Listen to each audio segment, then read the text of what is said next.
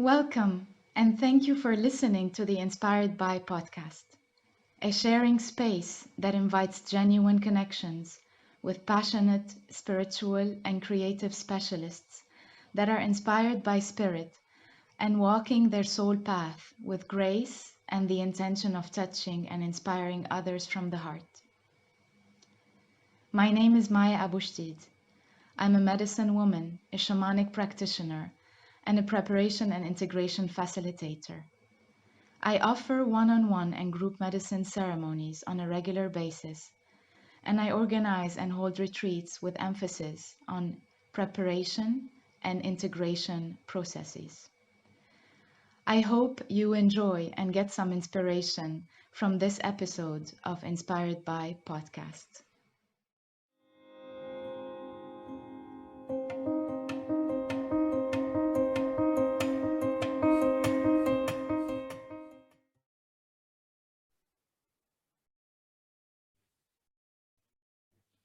Hello, everyone. Hello, Inspirited World. Welcome to this new episode of the podcast Inspired by Marwa Kassem.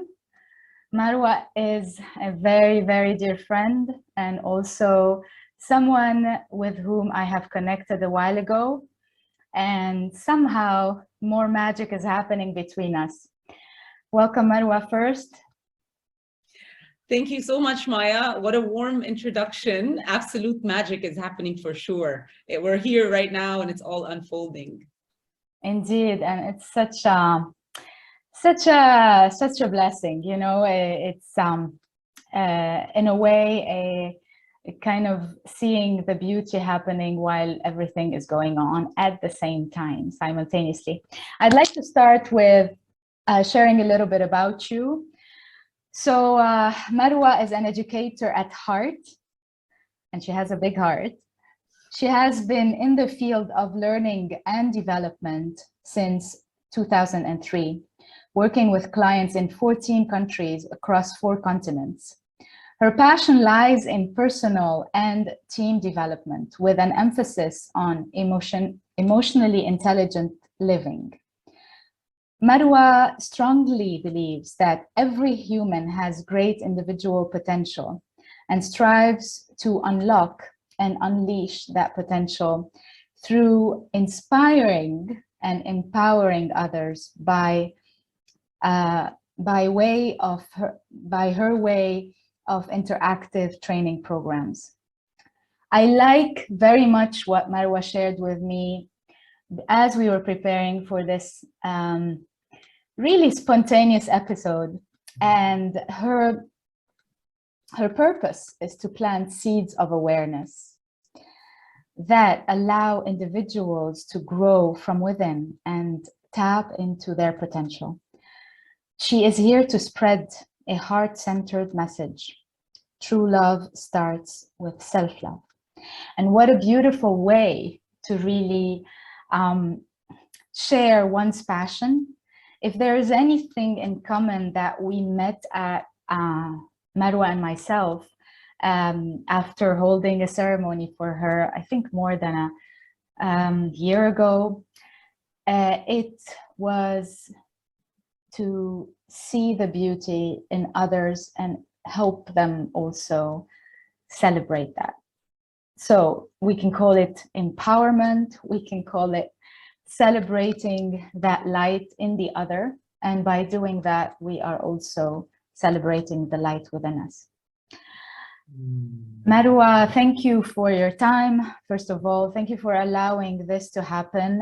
This is something that, you know, being inspired is something that I always, every single day I look into or try to tap into, not even try, but open up to tap into as a natural state of our existence, right? And we both speak Arabic, and this podcast is in English, somehow to kind of reach more people and also grow beyond what the language can be limited by. And maybe at some point I'll be able to add some subtitles and so on and so forth. So starting with what Marwa is about.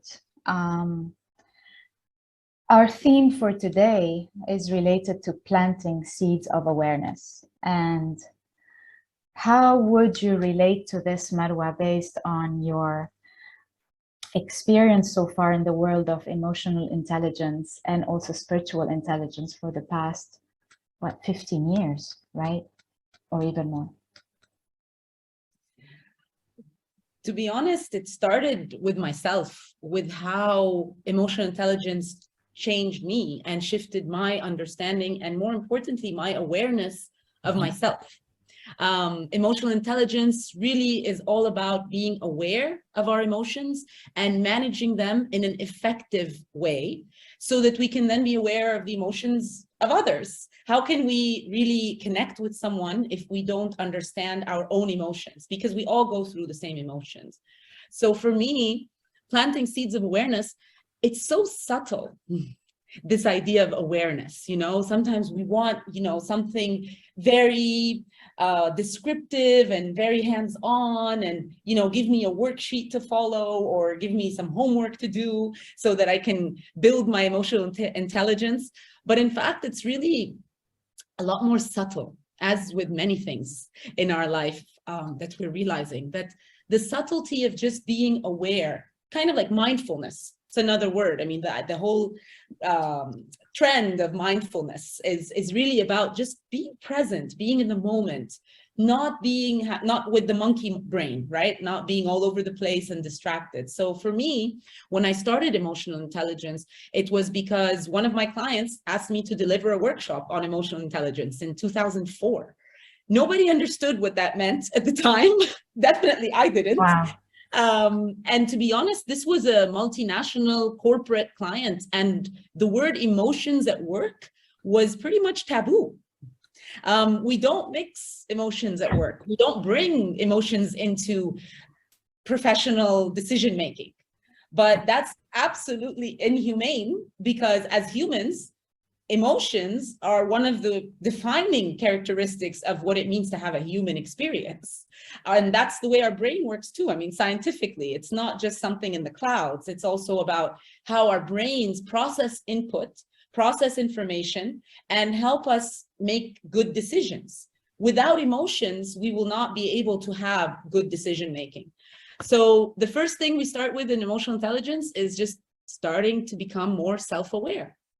And as I became more self-aware, I started to notice my emotional behavior, my triggers, my reactions, my out of control, sometimes behaviors. So it's really been transformational for me. And still today, 18 years later or so, since I started training people on this topic, I'm still learning to be more emotionally intelligent. And as life goes on, we continue to just go deeper in that journey. Yes, indeed. And what inspired me when we spoke a little bit about it, just a teeny bit really, by the way, was that I am also tapping into that world without it having a title.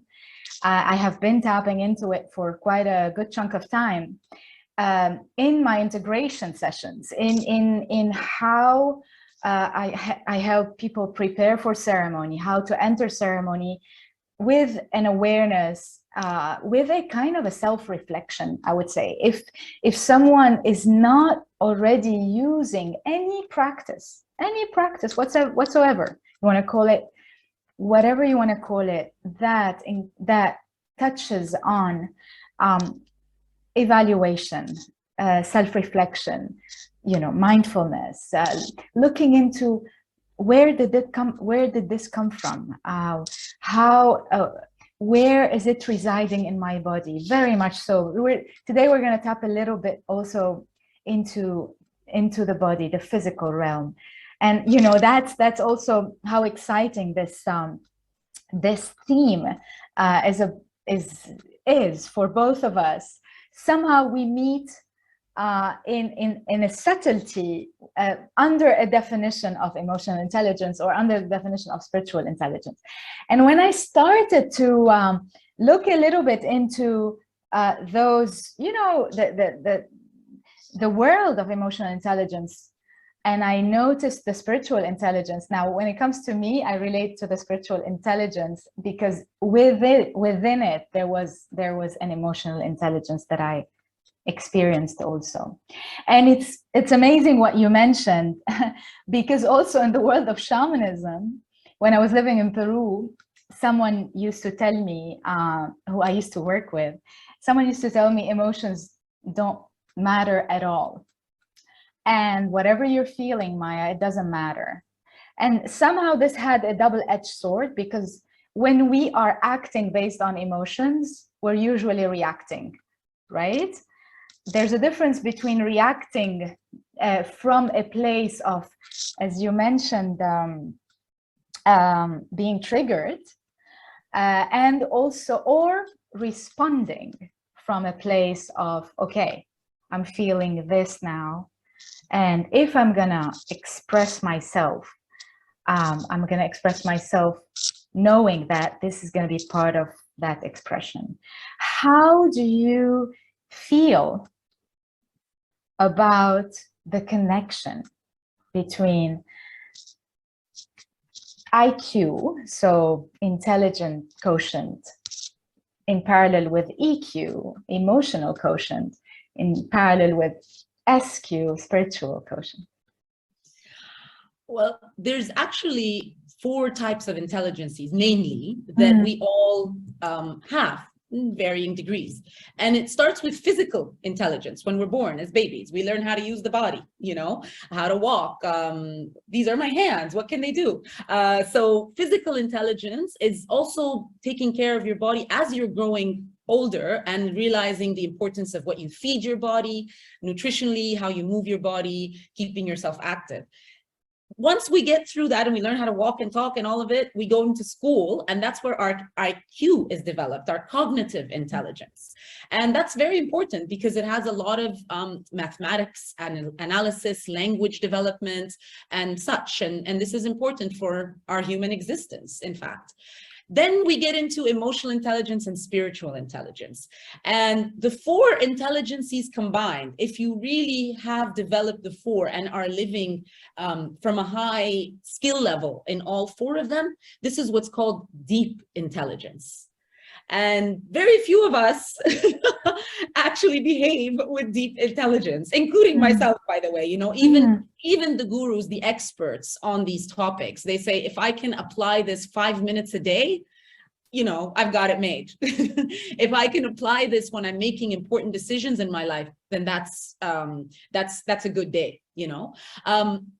In the business world, interestingly enough, as emotional intelligence has started to come more and more into the professional realm, and because they realize its importance, in fact, for the first time ever, it is on the list of 10 top skills for the future of work, based on the Future of Jobs report from the World Economic Forum, for skills needed in 2025.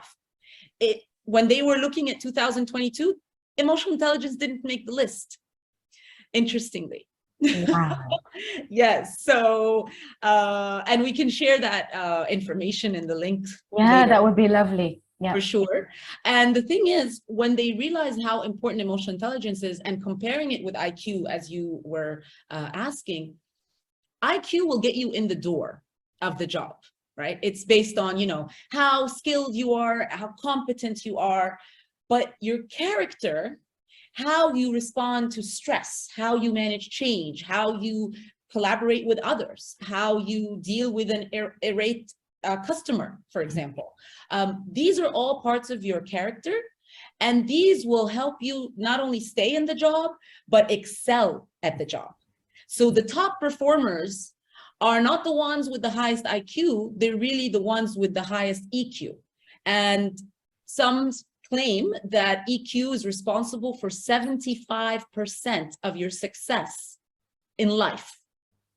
And of course, our job and our work professionally is not the only part of our life, but also our family life, our social life, our spiritual life. So the more we can develop our emotional intelligence and weave with it our spiritual intelligence, and that's also coming into the corporate world, interestingly, because like emotions 20 years ago, which were not supposed to come, close to your work, now spirituality and the understanding that we are spiritual beings having a human experience, and how there are things within us, within our bodies, the intelligence of our bodies, the intelligence of our soul, perhaps, if we'd like to put it that way, are, important for our effective conduct, whether in the workplace or outside of the workplace. So the connection between IQ and EQ, we cannot negate IQ. I mean, we're not here to say it's not important to be, intelligent, cognitively, having those skills and competencies. It's absolutely important. And those skills will get you in the door and will probably start building your career. But to truly excel and not have burnout, which is a major problem for a lot of people, both professionally and personally, even now, to be able to not have various types of addictions that we see, mental health issues. These are all going to come down to really honing in, developing our emotional and spiritual intelligence. Wow, this is really, really fascinating because, as we are going through this transition as a humanity, and looking at it from a wider perspective, and noticing, being aware, witnessing people losing their jobs, people going into, the inability to be productive anymore. Like there's this stagnation somehow, and there's a level of helplessness and hopelessness also. It's fascinating to look into things that have been planted over the last 10, 15, 20 years, and they're coming up to the surface now, and somehow establishing a new format in how we can work together. I mean, it's not about being spiritual. I mean, the word spiritual is like overused, and at the same time, it's somehow it lost its meaning. There is this bypassing happening of, okay, I'm spiritual, but physically I'm not taking care of myself. Emotionally, I don't express myself because, I don't care. There's apathy rather than empathy. There is disconnect rather than connection. And that's that's a part of the reality that we are living. So as you're talking about this, seeing the potentiality of this, this tool, this approach, this doorway, as you said, through the world of intelligence, in the corporate world, not only in the spiritual world and, all the world of, that is exactly what is needed for our social change, for our social transition as a collective. We need lawyers that are more integral. Actually, we need lawyers that are integral, not more. We don't want more. We just want lawyers that are integral. Judges, talk about the Middle East, Lebanon, woohoo. We need financial consultants that are more integral. We're not going to go there. We need architects that are building in line with nature. Yes, cities can shift to being more green. It's not like, we're gonna crumble a city, but let's add more present balance into our life, without being, utopic or very much like, oh, it's gonna all be great. If we're not tapping into every aspect of our being, how can we really grow? Now, for you, Marwa, over the years, how have you seen people evolving as you were somehow training them, or, giving workshops, or asked by a certain corporation, by a certain group of people, I don't know, NGO. Now NGOs, I think, need this so much, maybe because they're exposed to a lot of mayhem since the explosion here in Lebanon. And I would like to mention that Marwa lives in Lebanon and she visits Egypt. It's like Lebanon has become somehow your second home, right? Yes, it's a base now, Yeah. actually, and it's allowed me to meet you, Maya, first of all, and you're one of the. It's really been so grateful being here and observing what's been happening over the last 3 years since I landed in Lebanon, and so I've been through the wave, of change that is rippling through Lebanon and the region. I was in Egypt and before Lebanon, and I've witnessed a lot of things there as well evolving in the last 10 years. So, there's a lot of unfolding happening for sure. Indeed. And it's such a pleasure to also have you here. This is where it's like, yay, Habibti. So going back to the question, how have you noticed the way people were, first of all, more interested in that world, in the corporate world, under the umbrella of the corporate world, but in the world of emotional intelligence? And how weird is spiritual intelligence for them so far in this part of the world? Initially there was a lot of resistance, 18 years ago when I first started, it took so much groundwork to kind of get buy-in into just using the word emotions in the workspace, and honoring our emotions. But I can tell you, and I've been really lucky to have worked with thousands of people across the Middle East and Africa, Europe, US, and of all ages and backgrounds as well. And I've heard things like, interestingly, you saved my marriage.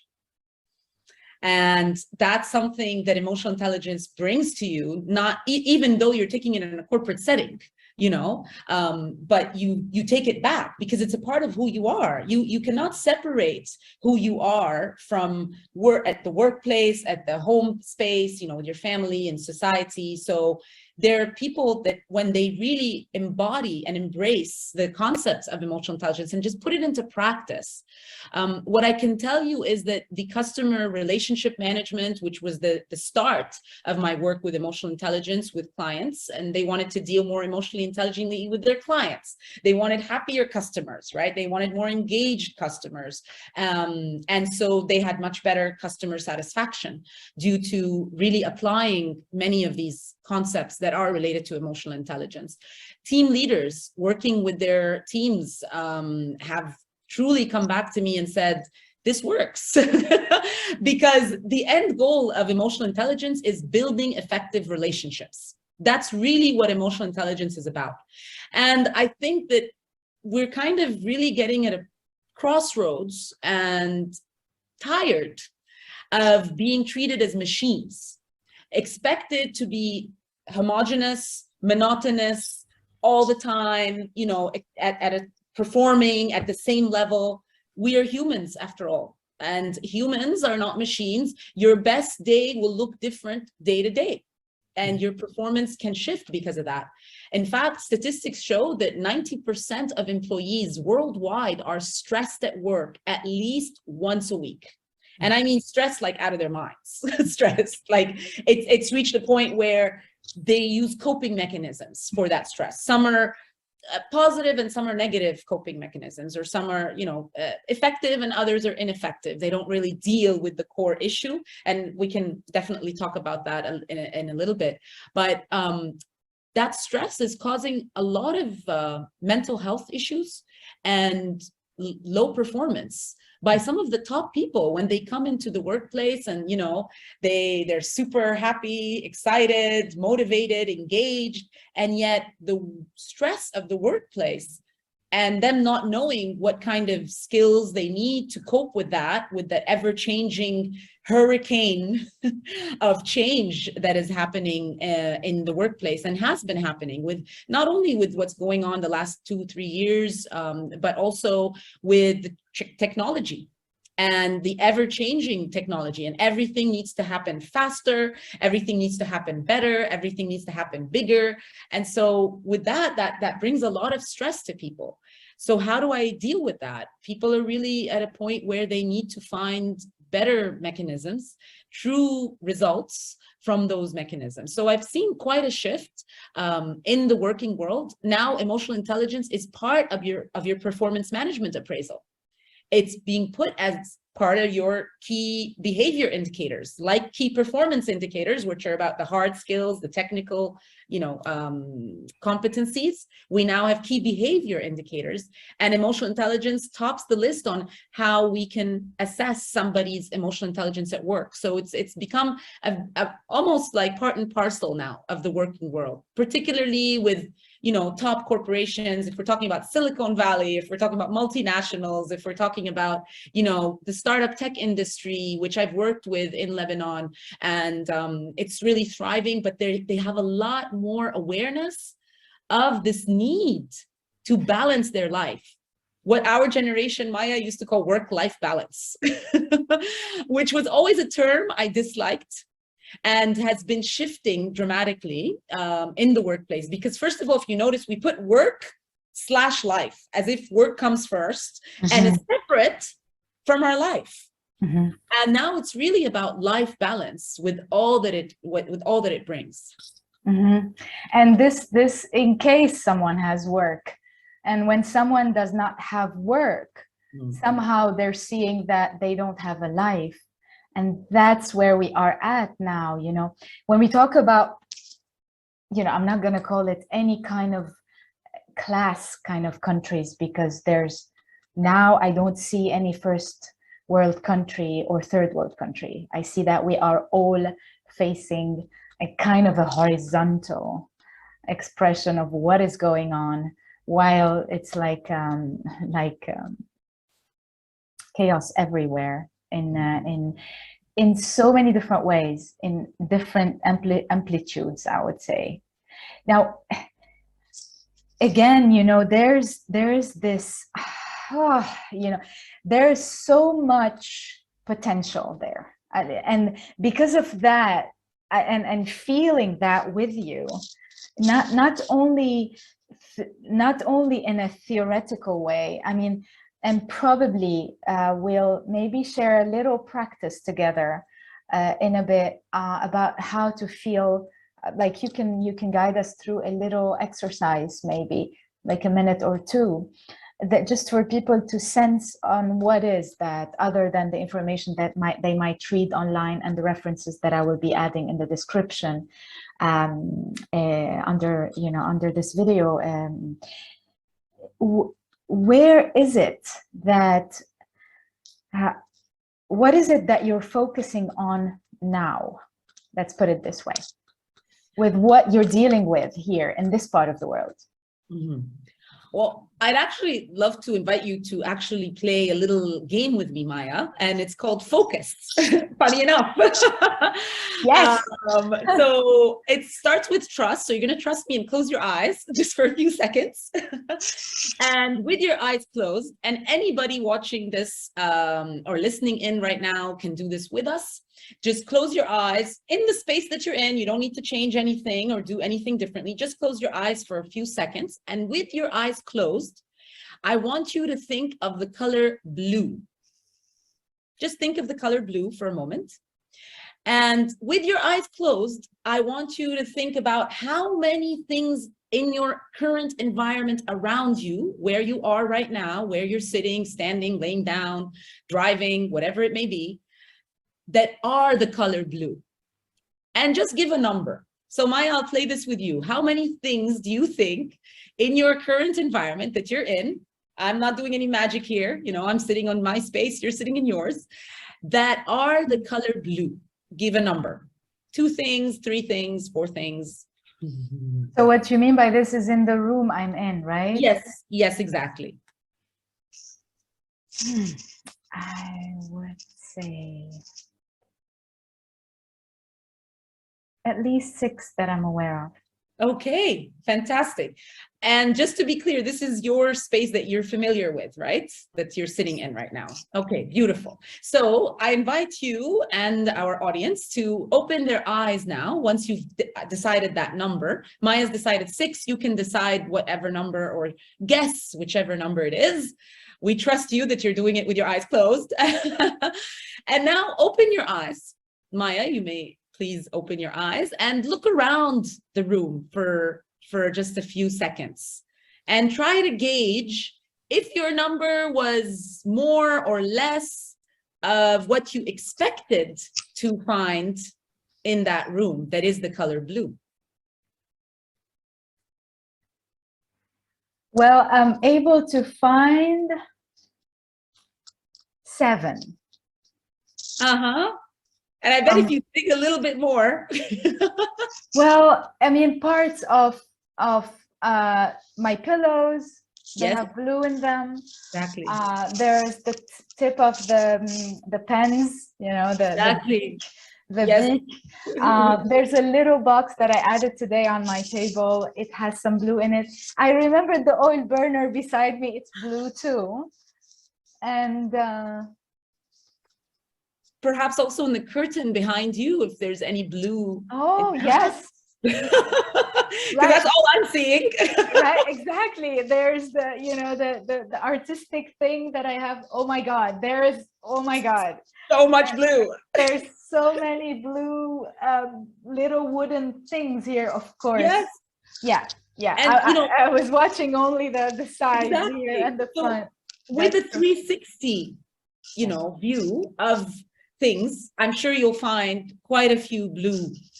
And really, this little exercise is a way to show that we typically find what we expect and more of it than usually what we expect. You found more, and I've done this exercise with hundreds of workshops, and always people find more than the number that they had called out. Because what we focus on is what we attract. And I bet you now all you're kind of picking up around you are the blues, not the reds. If I just say red, you're going to shift focus immediately into red, and so on. So one of the things that emotional intelligence and spiritual intelligence tells us, and this is very basic knowledge, to be honest, what you said at the very beginning of how you didn't have names for what to call this, but you were doing it anyway. Mm-hmm. That I've heard so many times in my workshops, because this isn't new information, really. It's just organizing it in a way that makes sense and recognizing how to apply it, understanding how to apply it in my daily life. What we focus on is what we attract. Mm-hmm. So for those struggling, and there's many, many, many of us, I don't think actually anyone isn't struggling, you know, on one level or the other, whether it's out of work, whether it's financially, even if you do have a job, are you able to cover your expenses, whether it's loss of loved ones, you know, discomfort in life, discomfort in the body, you know, discomfort in the mind, you know, it's all there for everyone, really.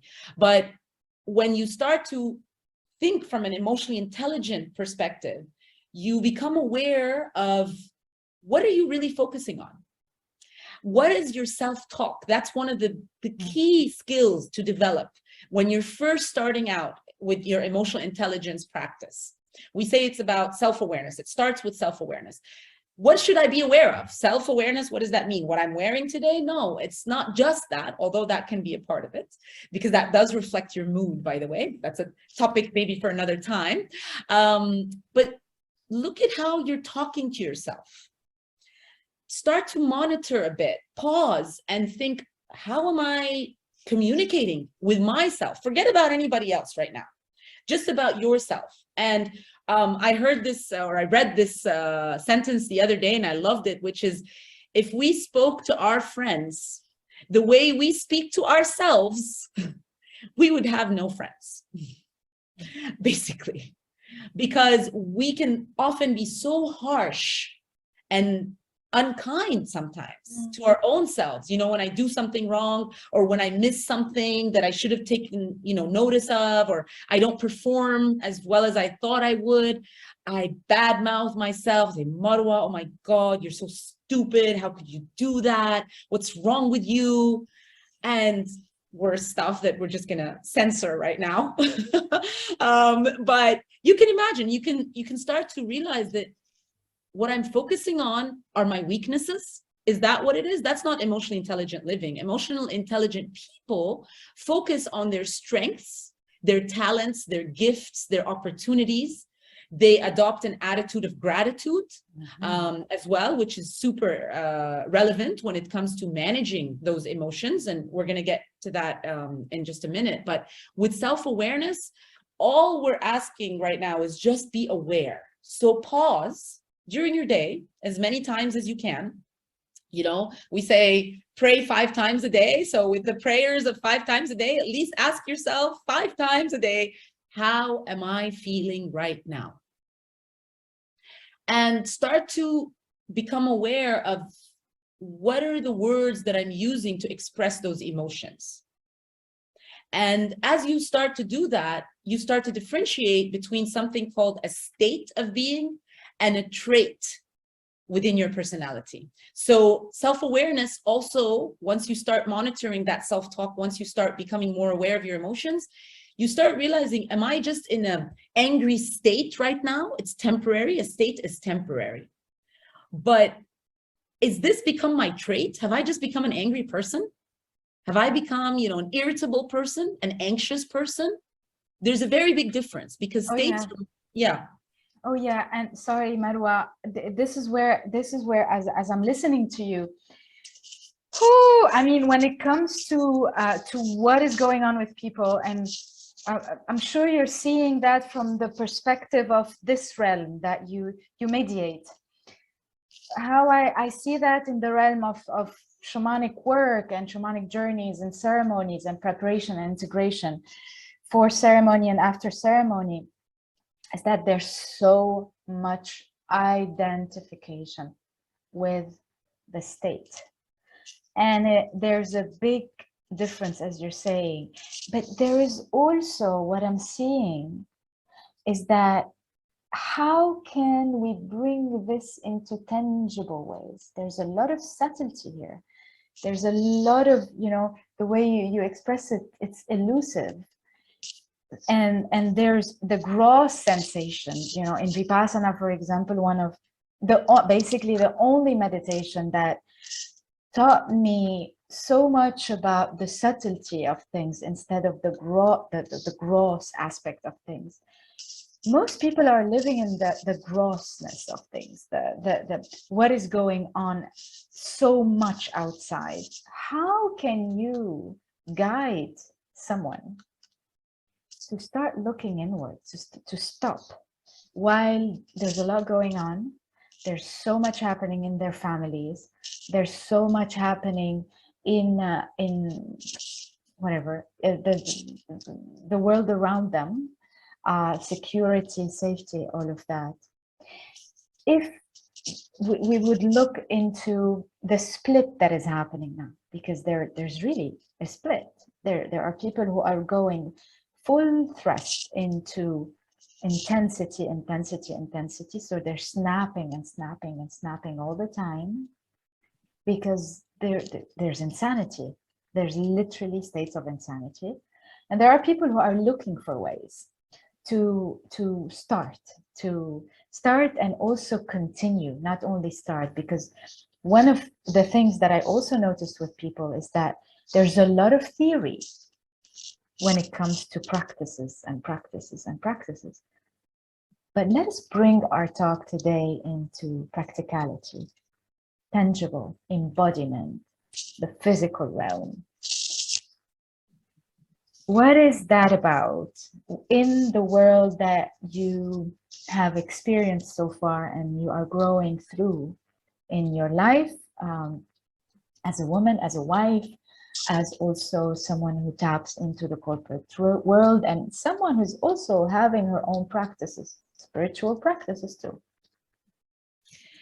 Indeed. And I think we would never really stop looking at the outside world. You know, in his book, 7 Habits of Highly Effective People, Stephen Covey talks about our 2 circles, a circle of concern and a circle of influence.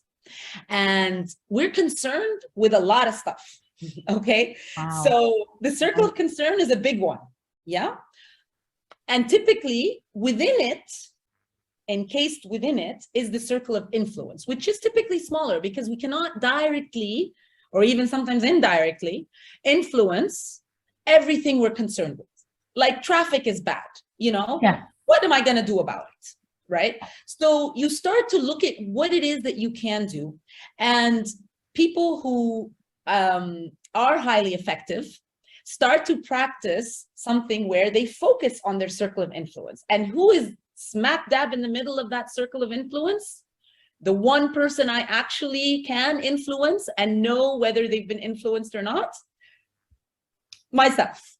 You know, who else will be in that circle? Those that a certain type of relationship exists between them and I, which is based and founded on trust. I cannot influence anyone I do not trust or they do not trust me. I can try, but it will be, honestly, for the most part, a waste of effort. So Covey says, try to focus 80% of your time on your circle of influence.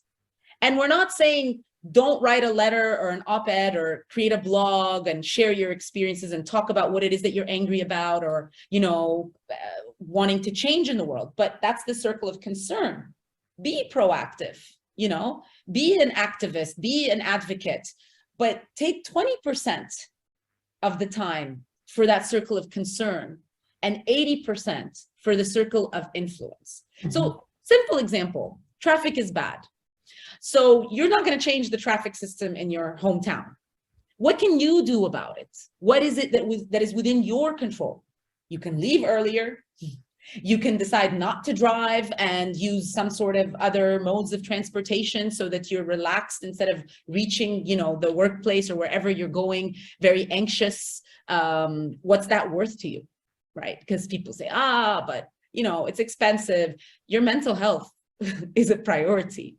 So if one of your triggers, and we were just talking about triggers for me, and, you know, I come from Cairo, Egypt. And so one of my triggers is traffic.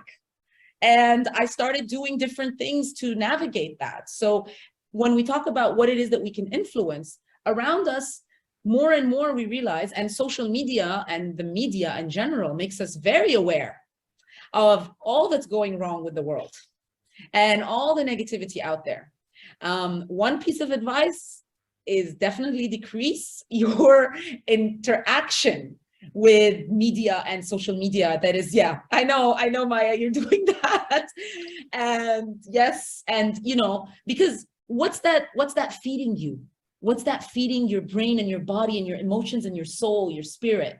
It's feeding you negativity for things that you may not have influence over. In fact, you likely don't have influence over. So what is it that you can do? We're not saying be a selfish person or a self-absorbed person, but you know, an act of love, the best act of love that we can do for anyone is to take care of ourselves. So the best thing that you can do for me is take care of you. You know, be the kind of person that is enjoyable to be around, that is inspiring to be around, that is taking care of themselves, that does not have the victim mentality, you know, that does not constantly, like a landmine, blowing up unexpectedly all the time. You know, I've seen managers like that, and they're the worst types of managers to have because there's no predictability. Be a bit of a predictable person. Nothing wrong with that. And predictable in your emotional behaviors. And, you know, one of the things we're trying to be practical here, but like with everything, it comes through practice. And that practice will happen when we first start with awareness. Just start to see, and we're going to share the wheel of emotions in the links for this recording. So the wheel of emotions talks about our 5 primary emotions. They're called primary emotions because they're usually the ones that show up On your face, your facial expression, on your body language, people can really sense it, and they're common between all humans. So anger, sadness, fear, joy, and disgust. Those are typically our 5 primary emotions that show up, and you can tell on your face, you know, what that is. Now, when you start to scratch the surface and you start to become more emotionally intelligent, you don't just say, you know, I'm just feeling angry. Okay, what are you going to do with it? How can you change that feeling? How can you shift it? How can you manage it so that it doesn't cause you excessive pain? And by that, I mean, we all go through drama. But when we allow our emotions to hijack us, to drag us through the mud, we're shifting that drama to trauma. Yep. And you know more than anyone how trauma is stored in the body because of the practices and the learning that you share with people and the wisdom that you have through your ceremonies. It's about releasing those traumas that have been stored, and they're typically stored in the body somewhere, you know. So when we dig from those primary emotions and we become really honest with ourselves, we go deeper. Honesty. It's all about whatever we say. People have read tens of emotional intelligence books and taken with me course after the other, but they don't want to sit down with themselves and be honest. Truly, brutally raw honesty, you know, like you know, this is probably one of the biggest lessons that have been in my journey, in my experience. I remember my teacher, God bless his soul, he used to say, be honest with me.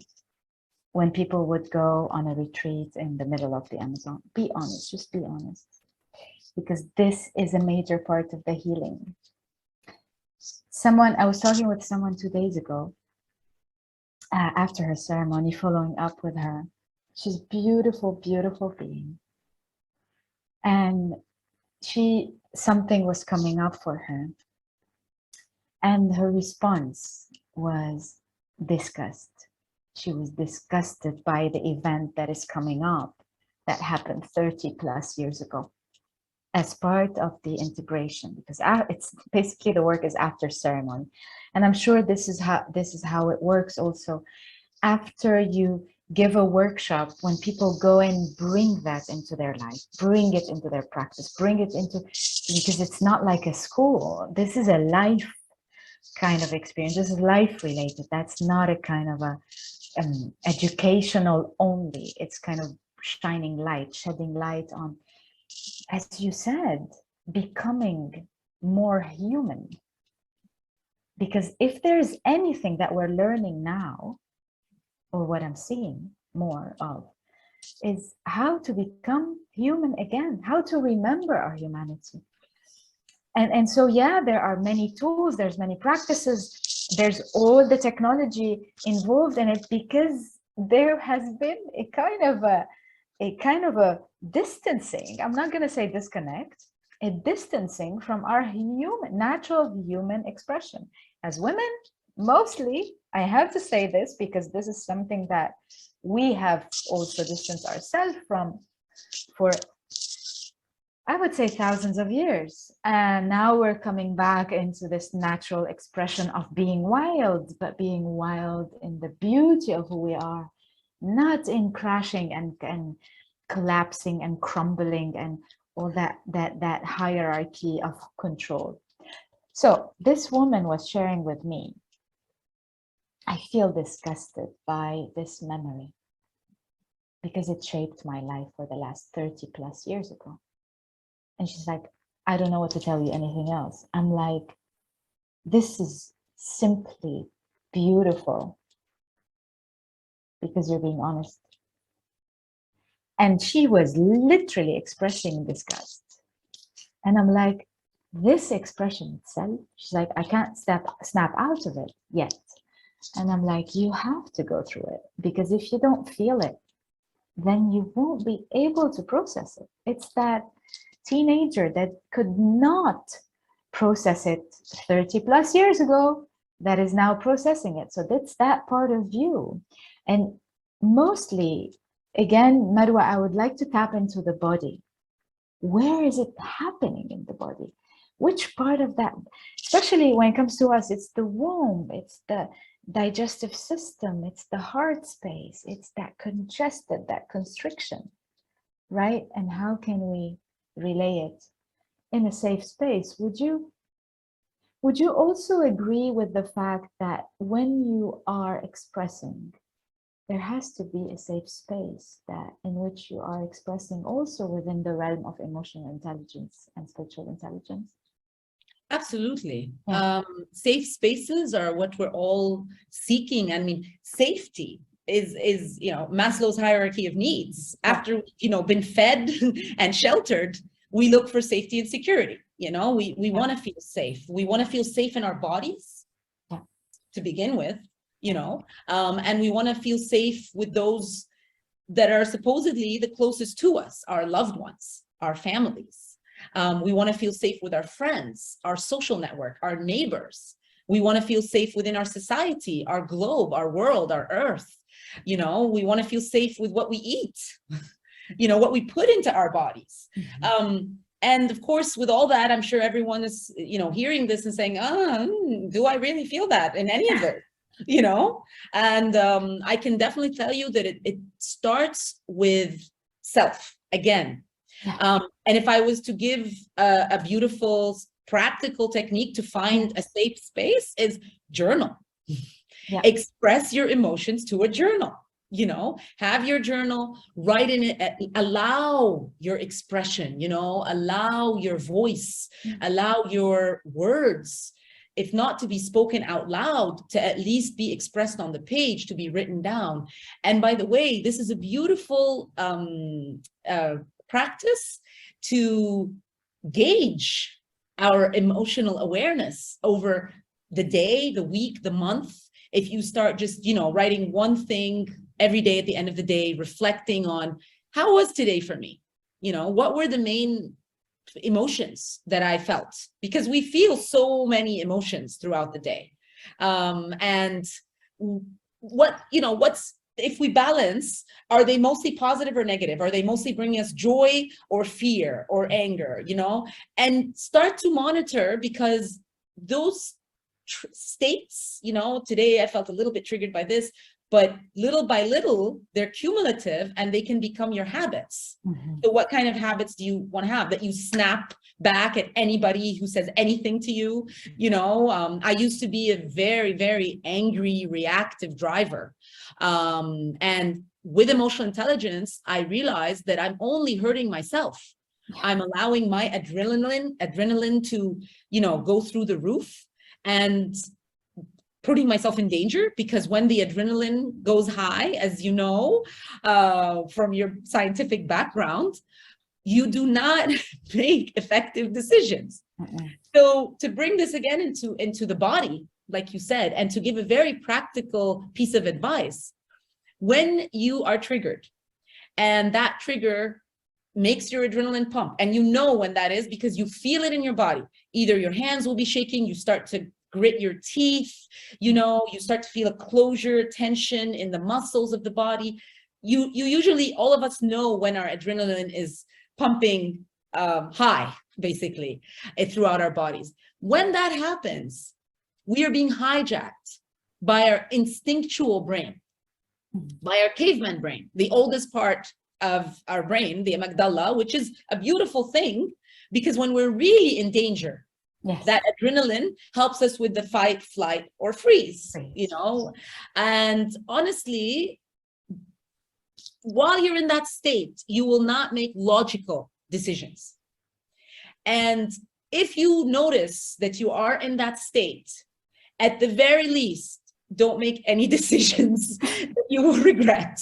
Try not to say anything. Maybe remove yourself from that situation, even depending on the circumstances for each person. Try to breathe, try to calm down, try to at least remove yourself and do some sort of, techniques to allow your adrenaline to simmer down. And that typically takes 20 minutes for the average person. That's someone who's willing, you know, to kind of manage that emotion. So for example, when I get really triggered, for example, with my husband, let's say at home, and I'm just really angry right now. So Bless what him. I guess, love him to bits, but we are all humans. And so I take out that energy in cleaning the house. And oh my God, do I do a great job.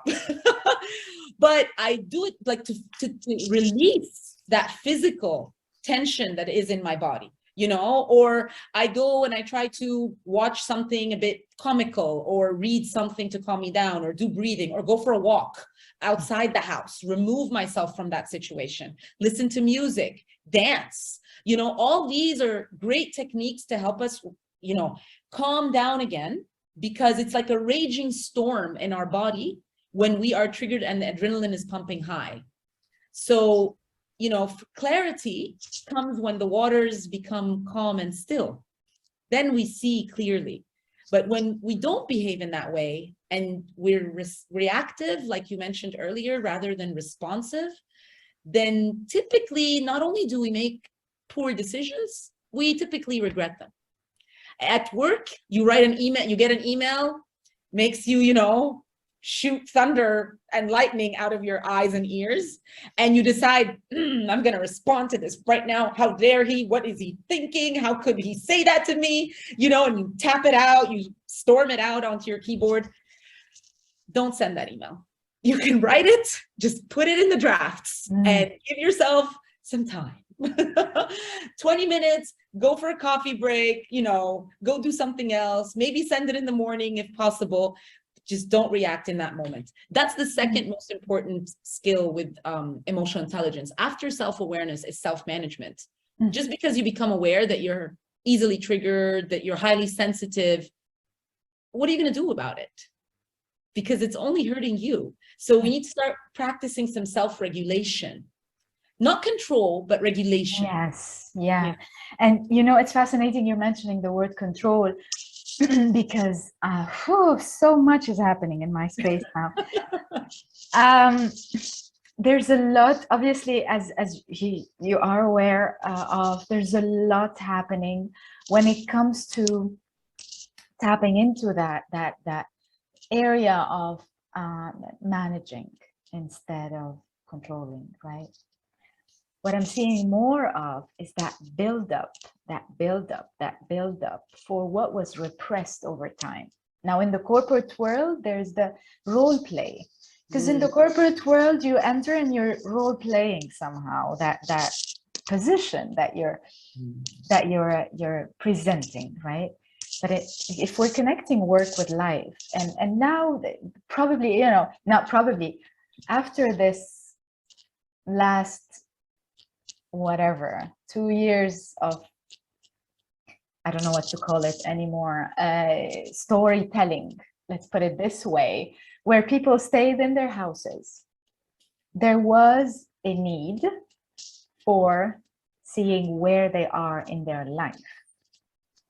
All right, so when we bring that into the focus now, and people are realizing more how suppressed their emotions have been, how the storytelling or the narrative around that has become much more around literally self-destruction instead of self-growth.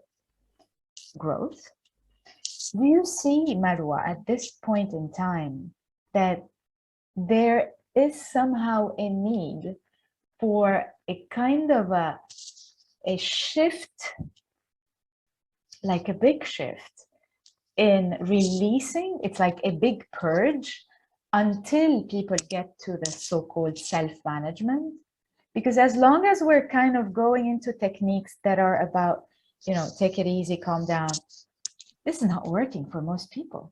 You know, most people are on medication. I know we're not tapping into this today, and this is where, you know, this is where we can go so much with this theme, and hopefully we will be recording more episodes together, because that's so much what is needed, part of what is needed now, including also inspirations from other people. When they're ready, I'll be also recording some episodes with them on a nutritional level, on the physical level, and so on and so forth. Because shamanism is a way of life. Now, when you approach people and you see there somehow something showing up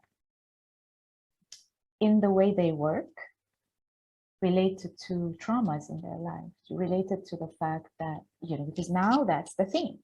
Everyone is talking about trauma. Just briefly, because we're coming almost to an ending of our episode this time. How are you also seeing the shift in the way emotional intelligence, because all the techniques are shifting based on us shifting too.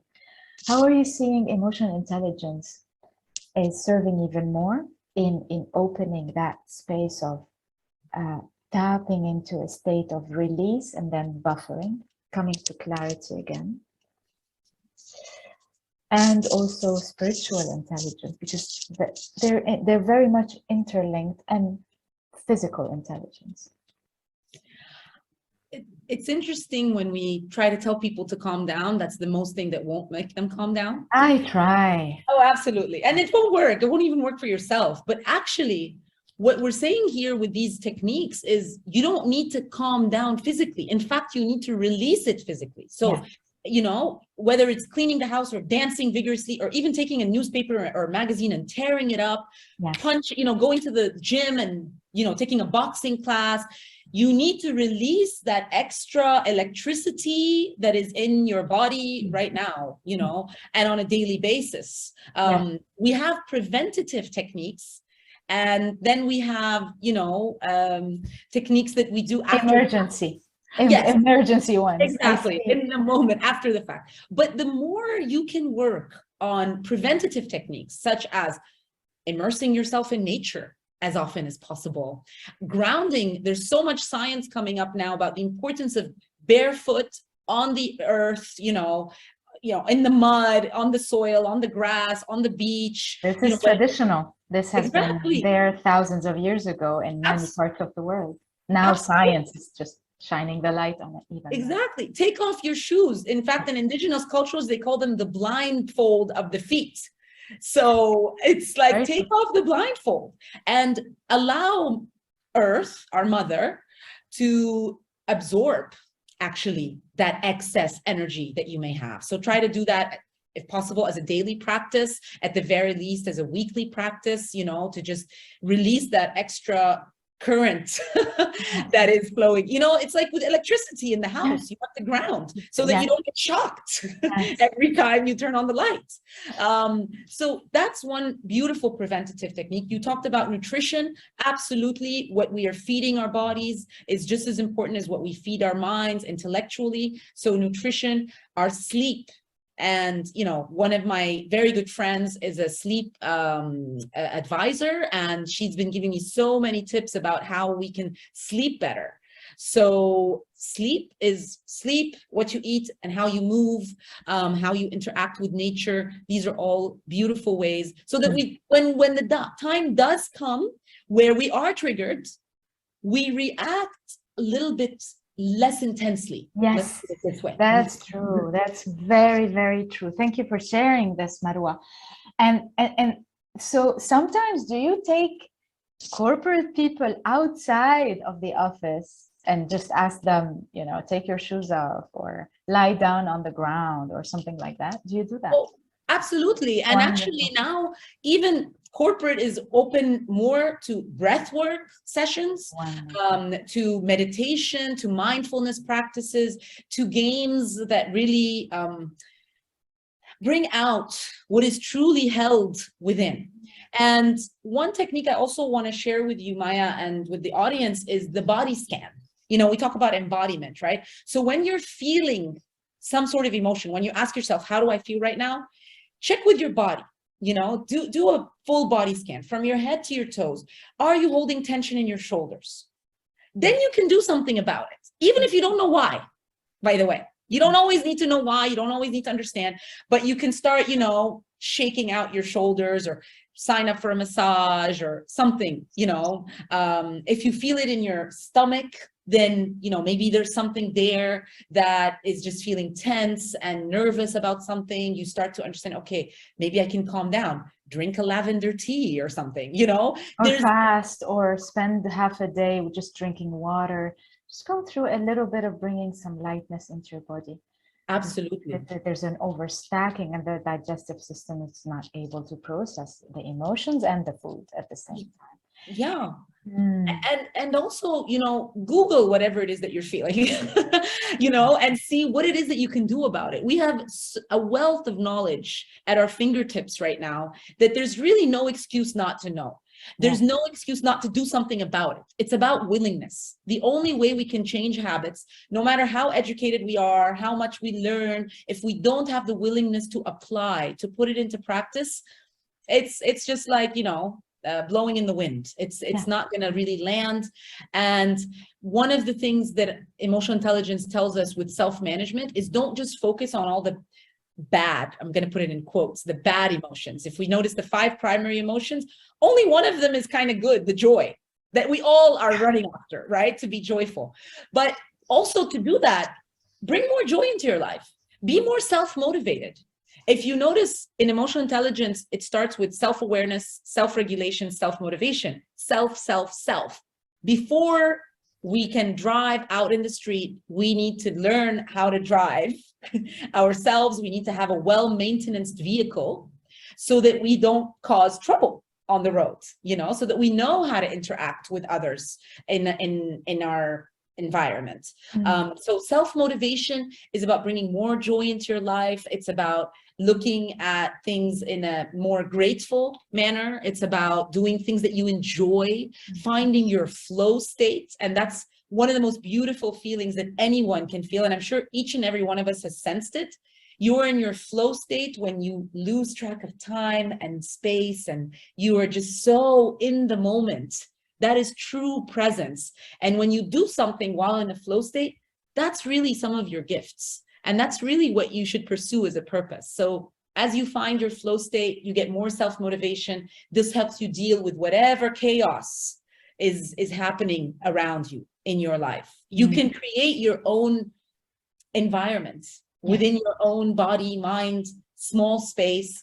And as you do that, to kind of give a conclusion to what emotional intelligence helps you to do, and to give you a little bit of a indicator, are you ready to really practice the next phase of emotional intelligence, which is the social awareness and social intelligence aspect, more so the spiritual intelligence and even higher level.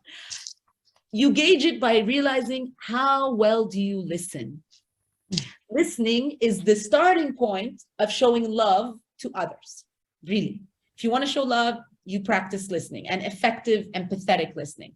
If you find yourself not able to just stay focused with anyone who's talking to you, you don't want to take on their issues, you don't want to listen to their problems, you don't want to listen even to their conversation, then you're probably in a place where you're needing to focus a little bit more, go back a couple steps and work on the self-awareness and self-management aspect. Because without that, we will not be able to listen to each other well. We will not be able to understand, communicate, empathize, and feel compassion. And without that, we can't build effective relationships with anyone. So it starts with us. It starts with self-love so that we can give love. Wow. That's just, you kind of brought the whole thing into kind of a wrap up for today, I would say, or in our conversation today. Wow. There's a lot there. I hope whoever is going to be listening to this relates somehow. There are things that we share that are related to theory, but also to experience. There's, you know, if people are sharing now only from a theoretical point of view, we don't touch each other. There's no feeling, there's no sensing each other. And even if we go online and we share this, we're sharing it from experience. And yes, we're still learning. Yes, we're still growing. As long as we keep being open to that, there is more presence.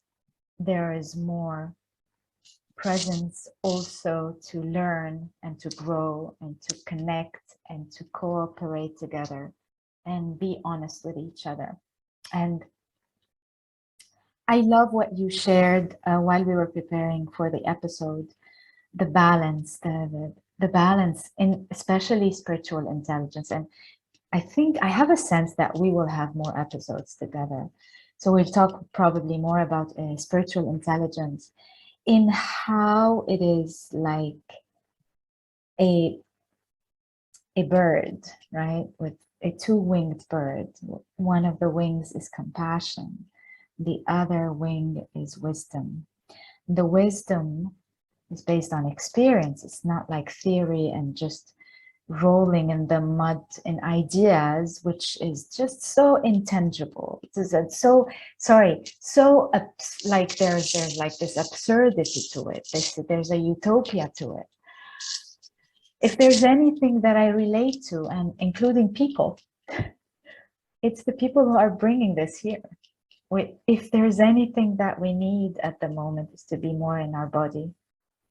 And so I feel that, you know, when the approach of emotional intelligence, spiritual intelligence, from that perspective, because there's several practices, scanning the body, tapping into the body. When you go through a trauma and you're outside your body, in shamanism, we go into soul retrieval to kind of bring those parts back. But it doesn't only have to be the shamanic approach if you're not practicing it. To call on the parts back that were stuck in time is about being in the body. Now, it's so complicated and it's so simple, but it's the simplicity of it is the breath, touching your body. As you said, you know, where the tension is. If even the tension is, if you're like, you know, it's the shoulders you touch, and there's also techniques that you can tap into, you know, be it EFT or be it other techniques also where you're like, hey, let me get to know what is going on at the moment as I feel it. I don't have to understand it yet. Wow, Marwa. I don't know. I mean, we can stay longer, and probably this is an opening for further, and not only episodes together, but I just get so inspired by people like you, and it just there's like this in women, we talk about inner juices, and I love it. It's the inner juices that start moving, and it's beautiful. Why not? Why not? And whoever doesn't relate does not relate, and it's all perfect. It's all divine. So on that note, we are, I will add all the references that Marwa mentioned, including the people, the teachers that she's been working with, her inspirational tools, and also what she would like to share from her end related to her references, in case you want to get in touch with her LinkedIn profile. And also what Marwa has started lately in Beirut, in Ashrafiyeh. It's called Space 13. And since then, she has been guided by that space to see what is it that the spirit of the city is asking her for. And it's just beautiful. I celebrate you in what you're doing. And I will be there again and again. This time we are somehow working together to prepare for an integration workshop that will be probably around 3 months while I'm staying here in Lebanon before I go back to Mexico. So stay tuned on, be it the newsletter, if you're not signed up to inspirited.world newsletter, please sign up. I send monthly newsletters and also updates during the month. And also with these updates, there will be more details about this workshop. We're still weaving it. It's in the space between us, between Lebanon and Cairo at the moment, or like, let's say Mount Lebanon and Cairo, but it's being woven and we're being guided, hopefully, inshallah. thank you for being who you are, for being and expressing your beauty. It's such a pleasure. Always, always from my heart. And may we keep growing together and celebrating each other, each one in their own realm, each one in their own colors. Would you like to add anything else, Marwa, before we end this episode? Thank you, Maya, truly for shining your light so bright, for always giving from your heart. I'm truly honored and grateful to have spent this time and with you, and that you reached out, and we are co-creating beautiful things together. This has been a truly tremendous joy as we've conversed, and just, you know, shed some light onto what is emotional intelligence, what can people do, because truly, you know, we all want to live more joyfully, more abundantly, and we want to really tap into our self-love and to just expand the love, because that's really all there is. This is who we are. This is all there is. This is who we are. Oh, so much gratitude to you, Marwa Kassem. Habibat qalbi. Much love to you. Sending so much gratitude to the spirit of the Blue Lotus, to the Nile, from the land of other plant medicine too. Thank you. We'll be around, and hopefully we'll see you next time. God bless, Marwa. Take good care. Thank you, Maya. You too.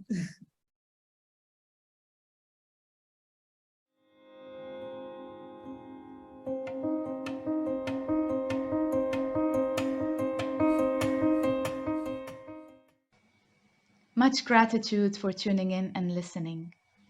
If you got inspired by this episode, please spread the inspiration around you. Add a review or a comment here. And if you are in need for guidance in your spiritual journey, do get in touch via my website, www.inspirited.world. Many blessings in love and medicine.